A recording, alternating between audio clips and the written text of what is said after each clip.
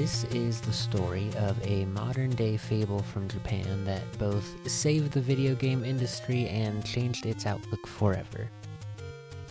A golden cartridge that has cemented itself into the cultural zeitgeist and has spawned arguably the greatest game franchise in history. This is the story of The Legend of Zelda.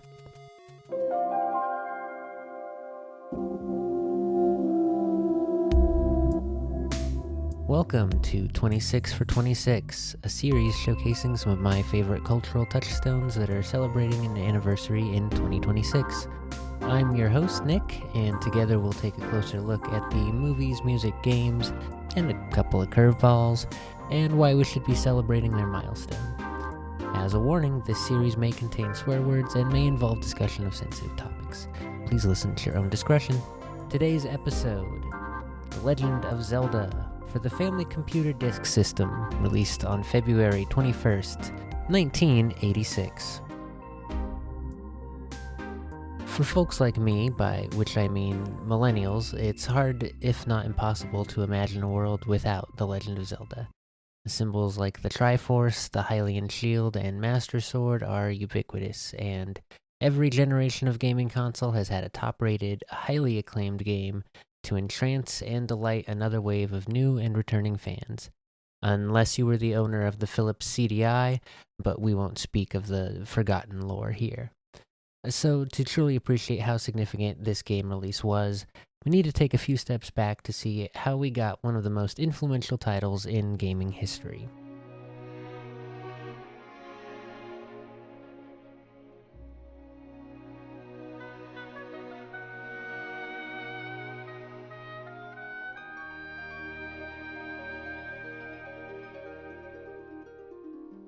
The late 70s and early 80s are a tumultuous time for the fledgling games industry. The market is still largely dominated by arcades, but a second generation of home gaming consoles is set to debut and compete for the attention span of gamers everywhere.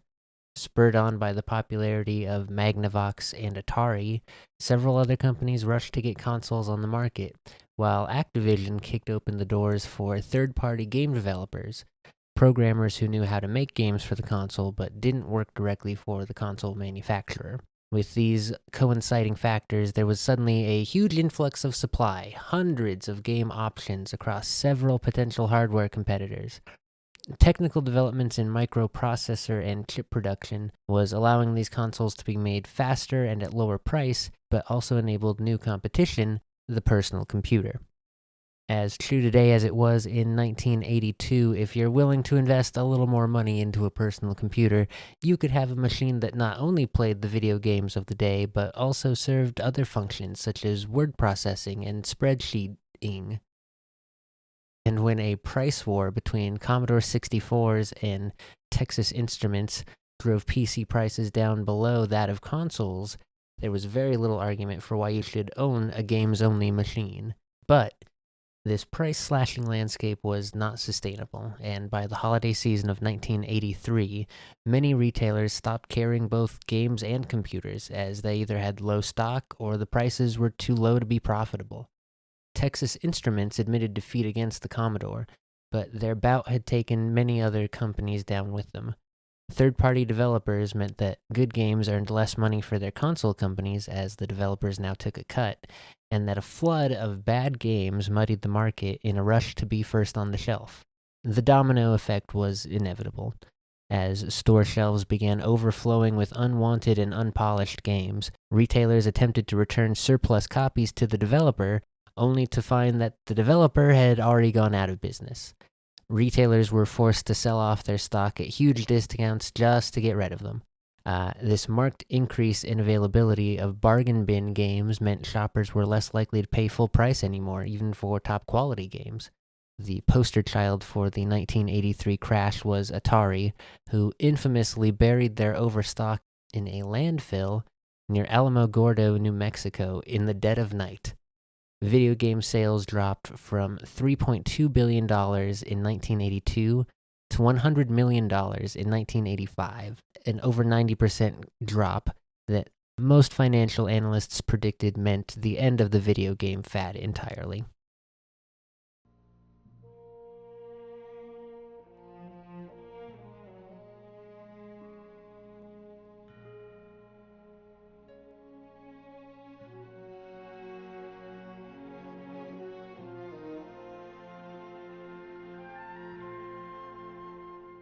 Shigeru Miyamoto is born on November 16th, 1952, in Sonobe, a town in Kyoto Prefecture.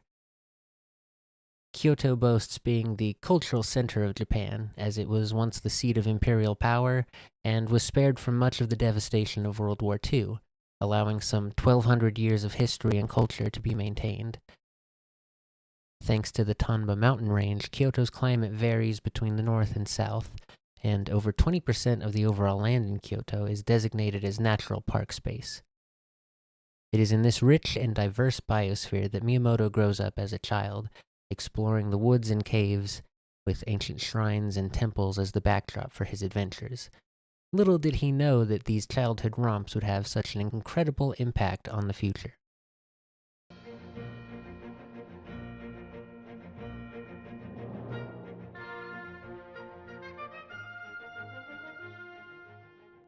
Miyamoto graduates college with an industrial design degree and a love for storytelling and play. Thanks to a chance connection, his father arranges an interview with the president of a local game and toy company called Nintendo. He starts work in 1977 designing art for arcade cabinets and is gradually given more responsibility until 1981, when he's given the task of creating a new game to repurpose some arcade cabinets of a game called Radar Scope that Nintendo was unable to sell in America. Initially, Miyamoto devised a concept based on the characters of Popeye, but Nintendo was unable to secure the rights to use the licensed characters. So instead, the antagonist became a stubborn gorilla who had kidnapped our hero's girlfriend, and threw barrels to keep the hero from climbing to the top of the tower to rescue her. The game was sent to Nintendo of America for testing, where its characters would be named after the warehouse manager's wife and the warehouse's landlord, and then released to the public with grave doubts about the potential success of this game that was unlike the market full of shooters and maze-solving games. Much to everyone's surprise, Donkey Kong was a hit, and Miyamoto was set to making the sequels Donkey Kong Jr., in which Mario has now kidnapped DK, and Donkey Kong 3, pitting DK against a new opponent, an exterminator named Stanley. The series also spawned a spin-off game featuring Mario and his newly introduced brother Luigi as they try to exterminate pests from the sewer pipes of New York City, called Mario Brothers.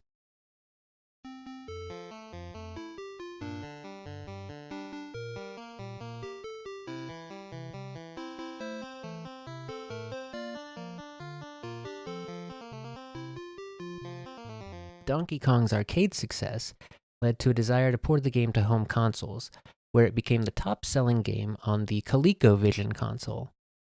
Nintendo saw this success and wanted to create their own console, capable of outperforming the ColecoVision and Atari 2600.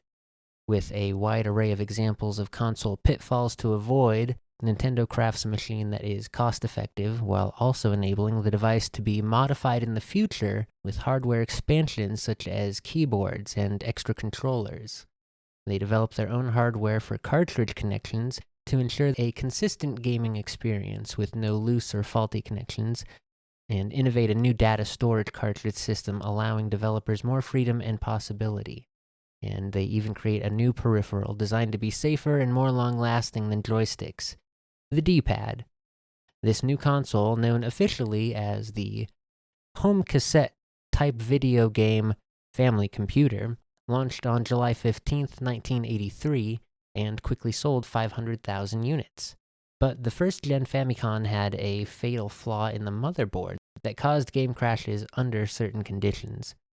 Obviously, the company had to respond to this issue before other consoles could pounce on the market opening and the breach of trust in the Nintendo brand.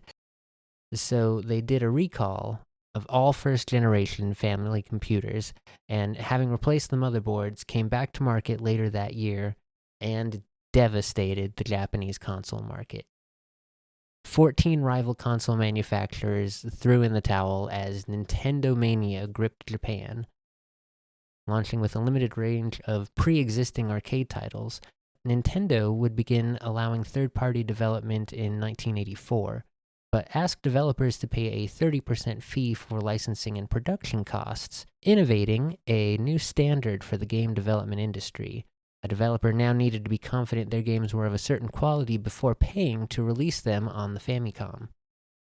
With their success in Japan, Nintendo had their sights set on expanding into the American market, which in 1985 was still reeling from the collapse of the home console market. Nintendo of America reworked the console's form factor and color scheme and rebranded them from the Family Computer to the Nintendo Entertainment System, and now all they needed was a must-play launch title.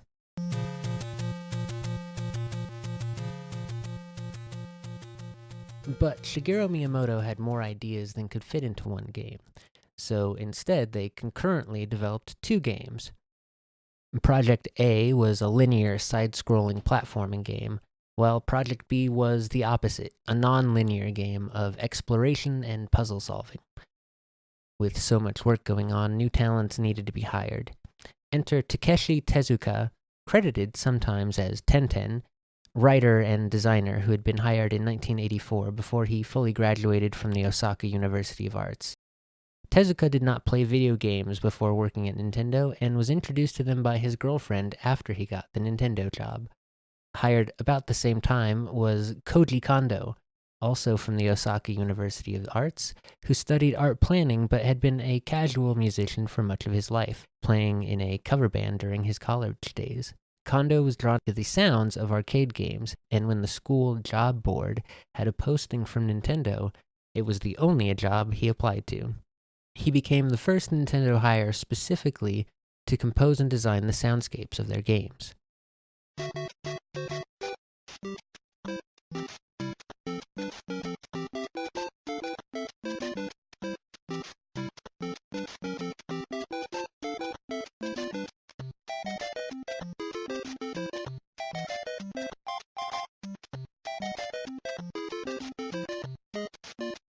Project A would turn out to be the sequel to Miyamoto's earlier DK spin-off, Mario Brothers. But this time Mario, and Luigi, if playing in multiplayer, was transported to the Mushroom Kingdom, where he faced strange new monsters patrolling the path between him and Princess Toadstool, who was being held captive by the Koopa King, Bowser. With a wide array of power-ups and the ability to jump and land from any height, the Super Mario Bros.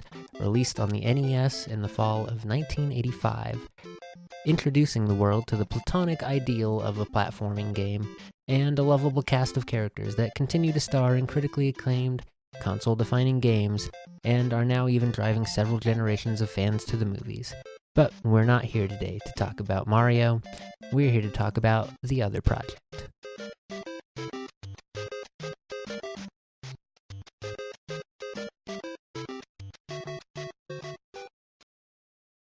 For Project B, Miyamoto wanted to reproduce the magical feeling of exploration he had experienced as a child in Kyoto, and in doing so pioneered a brand new gaming experience. With Tezuka writing the story and script inspired by medieval fairy tales and The Lord of the Rings, they aimed to bring players, quote, a miniature garden that they can put inside their drawer, end quote. Zelda の伝説もさすがディスクで面白い。下手くそ。むかーってか。むかっとくるけど。やめられない。やればやるほどディスクシステム。Despite the innovations Nintendo had already pioneered in cartridge technology for the Famicom, they were quickly reaching the hardware limits of the technology. Enter a new peripheral device to plug into your Famicom console, the Famicom Disk System. With disk-based media, game data storage was larger, a high-fidelity sound channel enhanced game audio, and most importantly of all, data could be written to the disk as well, allowing for the first ever game saves. No longer did gamers have to write down long, convoluted passwords to return to a checkpoint or, heaven forbid, just have to start over from scratch every time. And boy howdy, would gamers need that function.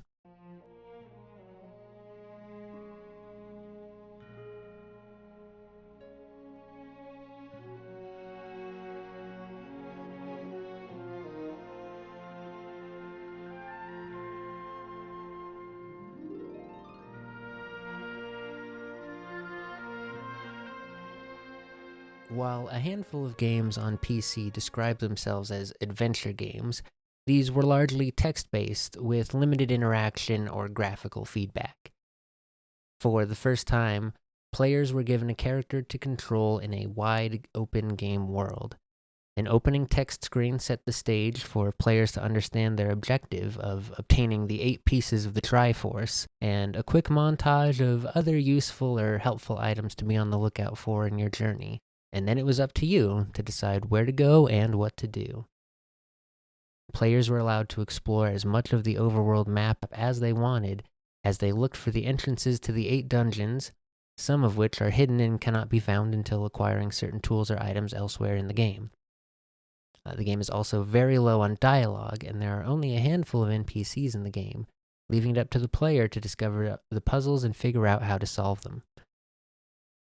This unprecedented level of independence and agency left many players confused and unsure of how to progress, leading to the creation of both a newsletter and a telephone hotline that players could use as a resource for tricks and tips. The newsletter quickly evolved from 4 pages to 8 pages to 32 pages until it was eventually released as Nintendo Power Magazine, and with it, the Nintendo Power Hotline, now a 1-900 pay-per-minute line that became a new revenue stream for Nintendo.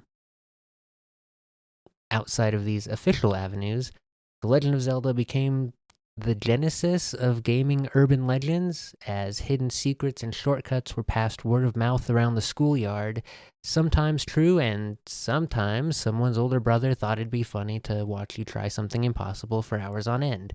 But the game was so dense with possibilities that it was entirely plausible for there to be some secret sequence of button presses or rigidly specific sequence of actions on just the right pixels to unlock secret locations or shortcut across puzzles, sometimes even ways to be invincible or have powerful one-shot weapons against the enemies. But so many of the seemingly standard conventions of video games, especially action, adventure, and role-playing games, are actually derived from this one ancestor. Different enemies being weak to different weapons, quick travel to visited locations, and a New Game Plus mode with new content being unlocked after beating the main game once. In fact, it's very easy to see the vision of this original title brought to even more full realization with the latest Switch generation of the titles, Breath of the Wild and Tears of the Kingdom, which also embrace this philosophy of freedom of exploration and utilization of unique tools. But right from the very start, Zelda was introducing the world to new gaming frontiers that other games would come to inhabit as well, but would always have to credit that Nintendo did it first.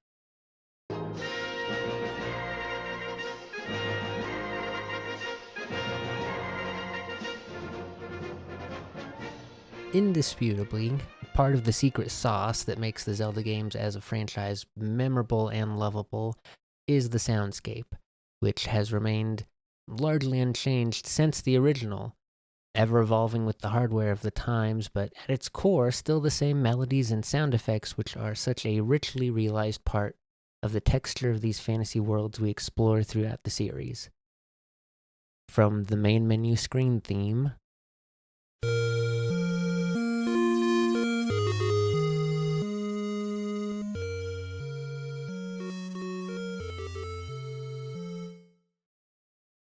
to the classic overworld adventure tune,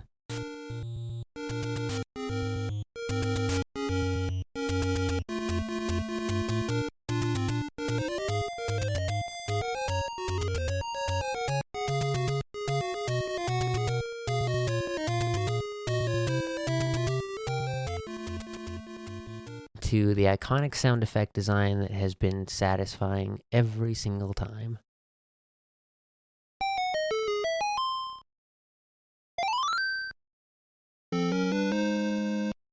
We have gotten to enjoy the fruits of Koji Kondo's compositions in every game in the series in some form or another.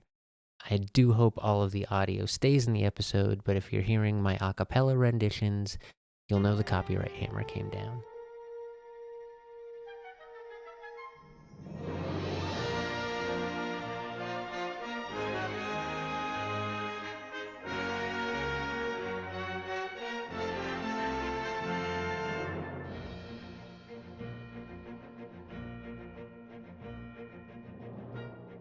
A quest for magical artifacts, an evil tyrant who takes the princess captive, and a hero of destiny wielding a sword of legend. What more could you ask for the premise of a game? Thankfully, not much, because the rest of the story beyond these basic fairy tale archetypes was contained within the instruction manual, and otherwise the wider lore of the world doesn't get revealed to us until we get more games in the series. Still, the foundation is so strong that decades later we're still discovering more about this very complex fable of the land of Hyrule. I'm not going to attempt to guide you through the maze of the official timeline, but it has been mapped out for those of you who are curious. As every generation of game in the series marks a new iteration of the cycle of the rise of the villain Ganon, his attempts to take control of the Triforce and Hyrule itself, and the efforts of the hero Link and the Princess Zelda to stop him.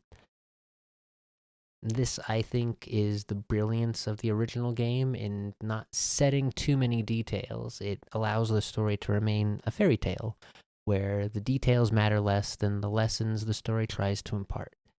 Nobody asks why Ganon is back as the main villain in this game or that game. The villain is always Ganon. He's an elemental force of the yearning for power. There's always a princess named Zelda who embodies the wisdom and leadership, and she's always joined by a courageous hero called Link, because every story of the threat of rising evil needs a hero to come along and save the day. And in this world, that hero gets to be you. In our very first lesson as the hero of Hyrule, it's dangerous to go alone. Did you see the latest Nintendo newsletter? Whoa, nice graphics. I'd like to get my hands on that game. You mean you haven't played it yet? We can play it on my Nintendo Entertainment System. It's The Legend of Zelda, and it's really rad. Those creatures from Ganon are pretty bad. Octoroks, Tektites, Levers, too. But with your help, our hero pulls through. Yeah, go Link. Yeah, get Zelda. Awesome. Intense. The Nintendo Entertainment System. Your parents help you hook it up. The Legend of Zelda sold separately. Unfortunately, despite the sweeping innovation and groundbreaking gameplay, sales of the game were disappointing. Psych. No. Obviously, because we're talking about it 40 years later, the game did well. More than well. In Japan, it sold 1 million copies on day one, and the hype followed for its US release the next year. The game did have to be ported back down to cartridge form for the Nintendo Entertainment System in America, which did not have a disc system. In its first 3 years, it sold 3 million copies in the United States, worldwide totaling over 6.5 million copies sold. Surprisingly, Zelda had some stiff competition for Game of the Year in 1986 in Japan, which we will discuss on a future episode of 26 for 26, but did take Computer Gaming World's Game of the Year title for its US release in 1987. Earning perfect or near perfect scores from nearly all of its reviews, the only complaint anyone could really have against the game was its price tag of $69 US, which is roughly equivalent to $190 today, so I do see their point. But for those who could afford it, it was a historically good video game that has been re-released on just about every Nintendo console system that has followed, including being available, as of recording time, right now on the Switch's classic console emulator, if you have an active Nintendo Online subscription. The only thing that actually slowed down sales of the original game was the release of the subsequent games in the series, an oddly divergent sequel on the Famicom generation called The Adventure of Link, which became more of a side-scrolling Castlevania-like adventure, followed by a proper follow-up on the next-gen Super Nintendo Entertainment System, A Link to the Past, another near-perfect masterpiece which cemented the Zelda games as a franchise worth waiting for and worth paying for. That legacy has resulted in now 21 different mainline games across the consoles and handhelds, the most recent being 2024's Echoes of Wisdom, where for the first time in the series, Zelda is the hero of the story / playable character. And never mind the fact that 3 of those various entries could and have been argued as being the best game of all time. Zelda from the very start. I got the heart, it's smart to play the part. Down with Zelda. Creeping through with an overhead view, cause a man's gotta do what a man's gotta do. So I stay on track, collect the facts, never cut slack, and I always watch my back for Jack. Down with Zelda, yeah. Soon as then I'm the man with the plan, cause the power's in my head and the power's in my hand. Down with Zelda. And that level of quality and success, generation after generation, has led to the series being a cultural staple, to the point where wearing a green t-shirt with a Triforce on it and cargo shorts became a meme of the late 2000s and early 2010s, question mark, question mark, question mark. One of the most common tattoos for folks under 50 is probably a Triforce, and the name Zelda has gone from being wondrous and fantastical to pretty commonplace. Thanks to the repeating nature of the story at its core, The Legend of Zelda remains a relevant and captivating franchise no matter where you jump into the series. My first taste of the Zelda franchise was the Game Boy Color edition of Link's Awakening, and would remain largely handheld based with the paired release Oracle of Seasons and Oracle of Ages until my first console Zelda, the Twilight Princess, which is one of the entries that tread a darker tone and deviated from previous console Zelda formulas in some ways that not everyone loved. But the series would not get its hooks back into me until the Switch generation, Breath of the Wild, and its sequel in 2023, Tears of the Kingdom. And while these titles are not the focus of today's episode, they do need to be mentioned as potentially the crown jewels in the franchise thus far. If I were asked to recommend a game for a first-time Zelda player, I would say Tears of the Kingdom first, and if you want the classic top-down perspective Zelda experience, the Switch remake of Link's Awakening, which is the same original nugget of great gameplay with an adorable mini toy style art glow-up. But quite honestly, it is a franchise that is hard to go wrong with any entry point. That being said, I would not say that the original game is a must-play. With the benefit of time, there are updated and re-released versions of other games that give a better overall experience to a Zelda adventure. But the original is still an impressive accomplishment of gaming history that deserves to be remembered for how much of our gaming landscape today it shaped.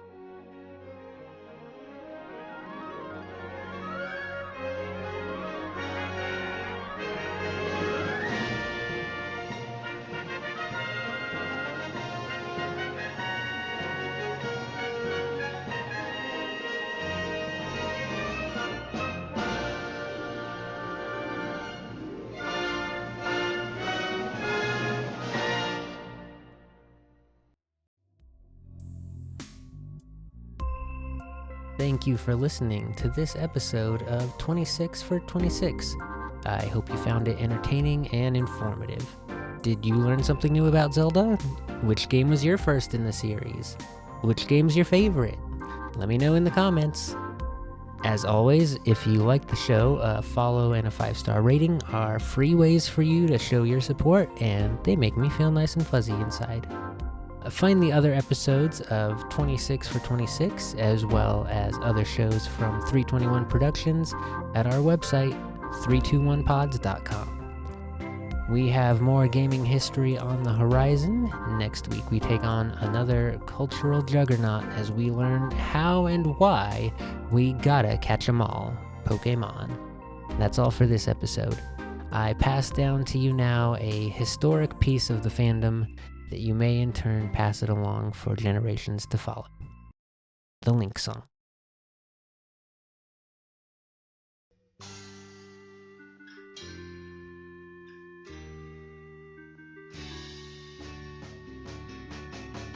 Link, come to town, come to